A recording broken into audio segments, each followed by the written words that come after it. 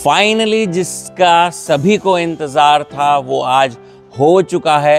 2 दिन हो चुके हैं, ड्यूटी लग गई है। 12% की जो सेफ गार्ड ड्यूटी थी वो DGTR ने लगा दी है और 200 दिन के लिए ये मेटल प्रोडक्ट्स के ऊपर एप्लीकेबल हो चुकी है। नमस्कार, मेरा नाम है रजत जैन, मैं हूँ colour coated roofing and metals से।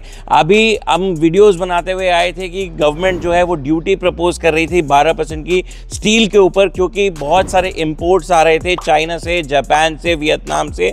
उस चीज़ को कर्ब करने के लिए इंडियन गवर्नमेंट ने 12% की एक सेफ गार्ड ड्यूटी लगा दी है मंडे को, यानी 21 अप्रैल को। थोड़ा सा लेट हो गया वीडियो बनाने के लिए क्योंकि कहीं बाहर था, लेकिन फिर भी ये चीज़ यहाँ पे नहीं रुकेगी। अब जो मंदी का दौर था उस पर थोड़ा टाइम के लिए ही सही ब्रेक लग चुका है। अब मैं ऐसा क्यों कह रहा हूँ, क्योंकि मंदी जो है अब यहाँ से दूर दूर तक हमें नज़र नहीं आ रही।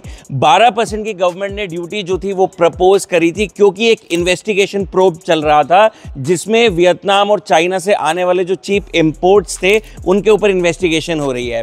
गवर्नमेंट ने 12% की ड्यूटी लगा दी है, लेकिन ये यही नहीं रुकेगी क्योंकि अभी इन्वेस्टिगेशन जारी है और अगस्त तक उसकी जो रिपोर्ट्स हैं वो आनी बाकी है। यानी अब यहां से नीचे नहीं है, लेकिन ऊपर कितना जाएगा ये नहीं पता। अगर आपने अपनी परचेजेस को आप कंट्रोल करके रखा हुआ था तो आपके पास अगर जितने फंड्स पड़े हुए हैं ये सही समय है कि आप रॉ मटेरियल को परचेज करके रख लीजिए, क्योंकि यहां से मंदी के चांसेस बहुत कम नजर आ रहे हैं।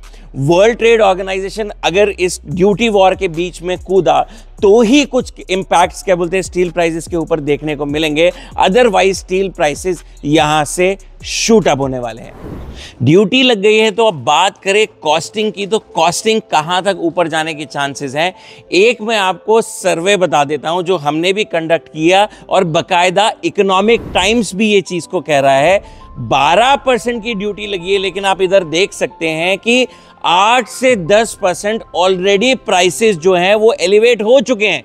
तो आपको हाथ में कितनी तेजी आने वाली है, मेरी कैलकुलेशन के हिसाब से और इकोनॉमिक टाइम्स की कैलकुलेशन के हिसाब से आपके हाथ में आएंगे सिर्फ 2 से 3%, जो कि अभी बचा हुआ है। लेकिन ये एक ट्रेंडिंग अपवर्ड दिखाई दे रहा है। यहाँ से प्राइसेस जो है वो ऊपर जाने के चांसेस ज़्यादा दिखाई दे रहे हैं, क्योंकि जो वो इन्वेस्टिगेशन पेंडिंग बची हुई है उसका भी रिजल्ट अगस्त तक आना है। तो अगस्त तक प्राइसेस नीचे जाने के चांसेस बहुत ही कम रहेंगे। तो आपकी परचेजेस अगर अभी आपने रोकी हुई थी तो अब आप खुल के परचेज कर सकते हैं।